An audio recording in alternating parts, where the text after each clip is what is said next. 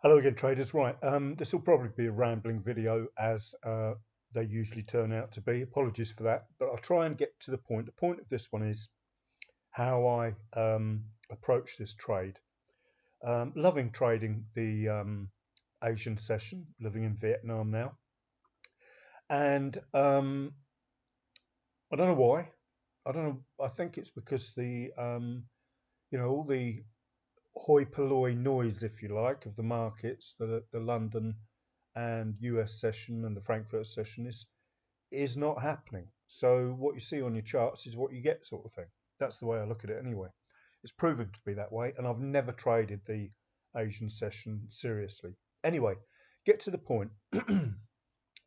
Did my 16,000 steps. In fact, it's a little bit less than 17,000. And had my brunch out and got back just to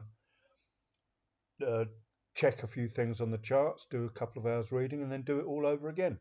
Not so many steps, but and not brunch obviously, but get out there while it's dry and it's always warm.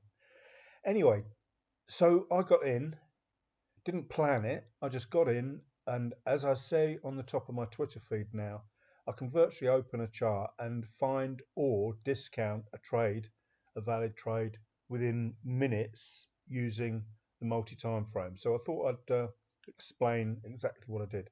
I got in 5 o'clock. I've still got my British time on here, so I'm all over the place, but I couldn't trade Asian time. So I know where I am with my British clock, 2 hours difference on here. So I'll talk about it's still the same hour. Yeah, it is 5:49. So at 5 o'clock, my H1 on the TMA, and that's what I really sort of look at first. If that's green, like here, or here, or here, whatever, it's highly likely if the timing's right and if you've got your multi-time frame analysis right, i.e. the hourly, the 30-minute and the 15-minute. So I'd be looking at the H1 close at 5 a.m. UK time. It's now 5:43 5:50 UK time. And I would have a glance at the 30. 30 was not right on the TMA, but as you can see, if you'd used that process here, you would have caught a massive move. And likewise here. So we can look at those two, but I'll talk about, I'll just finish off this one. So then I check my 15. Oh, by the way, in case I forget, on that M30, look at that beautiful 2B formation there.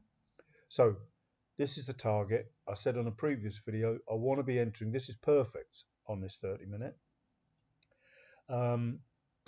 Excuse me, got a little bit of a cough. Anyway, yeah, you can see the 2B formation there. You can see the fact that we're above all of these resistance levels here on this line chart. I didn't check it on the line chart on the H1. Yep, above sellers, strong selling and selling there. That's the M30.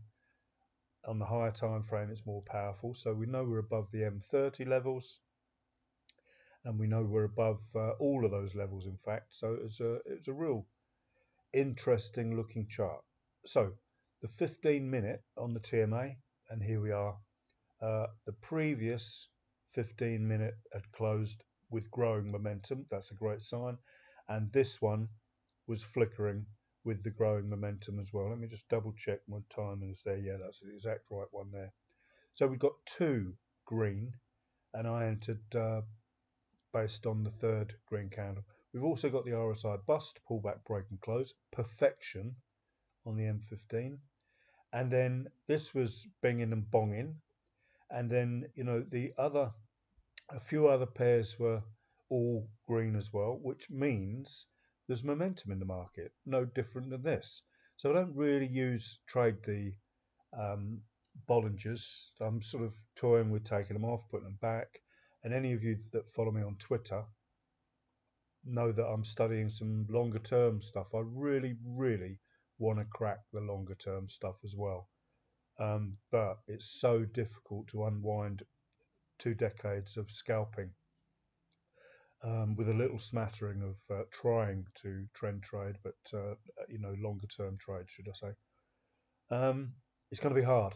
I know it's going to be hard. I was all excited yesterday when the markets were closed, apart from cryptos.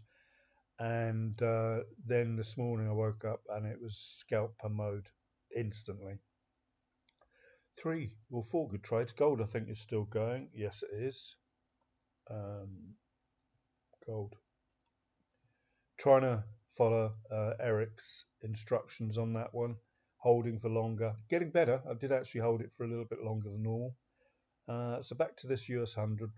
And let's just go over everything again. So M15, at 16 minutes past 5, the M15 had closed. And that, remember I keep saying, watch that first M15 bar of a new hourly candle. I've said it time and time again. It's you've got well, you could have, if it was a 4 hour close, which it wasn't at 5 o'clock. The 4 hour close is at 6. But if you were looking at your charts at 6, you'd have 4 different candles closes at, you'd have your H4 close, you'd have your M30 close, you'd have your H1 close, sorry, and you'd also have your M15 double whammy close. So you can watch the M15 on the close of the hour. But remember, close of the hour, an hourly candle will often give you a pullback. And that's why I say it's so important to see what that second, that M15, the first close, M15 close of the new hour is so important, because if it closes red in a long trade, or grey or black or whatever you want to call it, the pullback is happening. You can't enter on a red momentum TMA candle. So because it is against the rules, it is. There's no other way to explain it. You have to wait for the green TMA.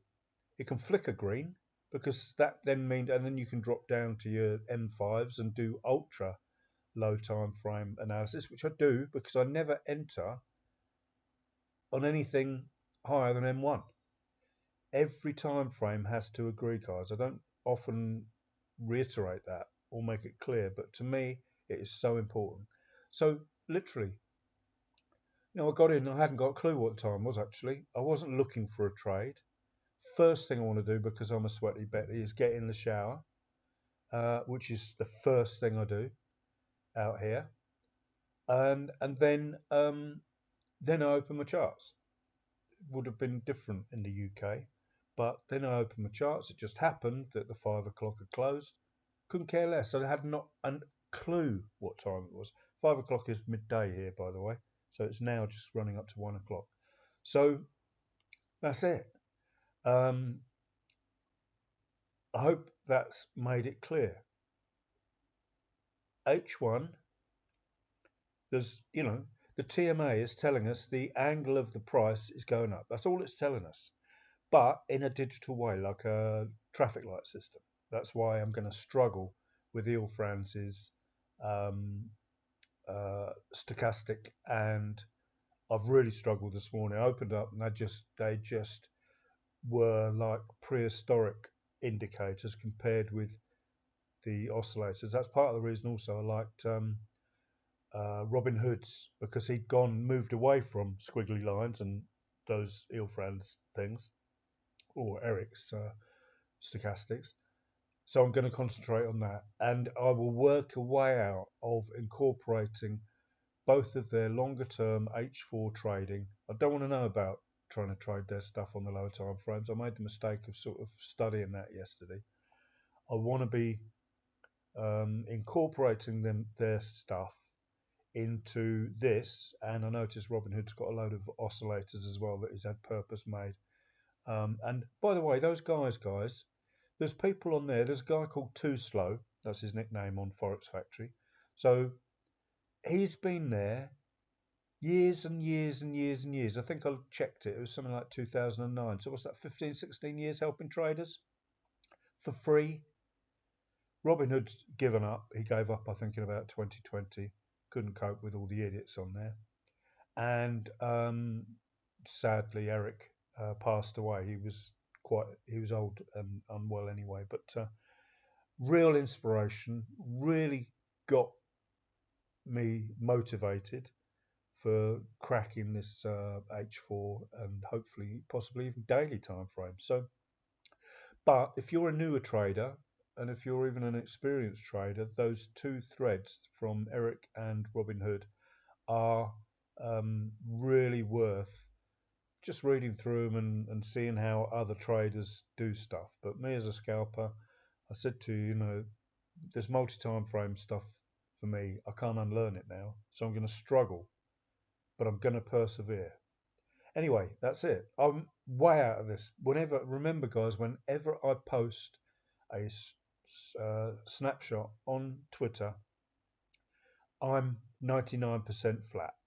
You know, I've got to train myself to hold trades longer. I definitely did with the gold. I took 28 pips out of that, I think, this morning because I'd concentrated on what mainly Eric Ilfrans was talking about in his PDFs, and also a lot of what Robin Hood said as well. So that's it, guys. This morning's trade talked through you that 15-minute of the first hour, or the new hour, should I say, is where, in my opinion, if you've got the momentum, the 15-minute will tell you whether, in effect, it will tell you the difference whether it's a spike, a stop hunt, or whatever, or whether it's a strong momentum move. Because that 15-minute, if that doesn't confirm in, you know, with the TMA, then you are in trouble. And you know, I took this trade because of that 15-minute. It was there now, or there, probably that one there.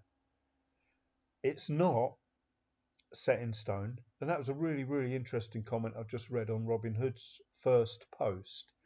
And what my mentor told me, which I found really, really weird actually, is that these aren't systems. They are not trading systems. They are trading methods, and it's weird. They must have. Maybe it's something that um, Elliott Wave maybe talked about. I don't know because I know my mentor was an expert on Elliott Wave, and who knows? Robin Hood might have picked up the same terminology. Not we don't trade trading systems. We trade trading methods, and we build them. We don't try and copy Eric or Robin Hood or me even. We build our own systems, taking pointers from all the other good traders out there. And I'm talking about the other guys, not me. The good, you know, these seriously experienced guys that have done all the work as well. So anyway, that's that. So I was going to sort of look at these, but I've gone on, rambled on again as I expected to. But I'm not going to be able to switch over to squiggly stochastics and TDIs and stuff like that. I'm going to have to try and work out a way of using these and possibly the new oscillators that Robin Hood's got, and then persevere with the 4 hour and daily, who knows, even weekly time frames. It's going to take a lot of work. Anyway, thanks for watching. Have a good day.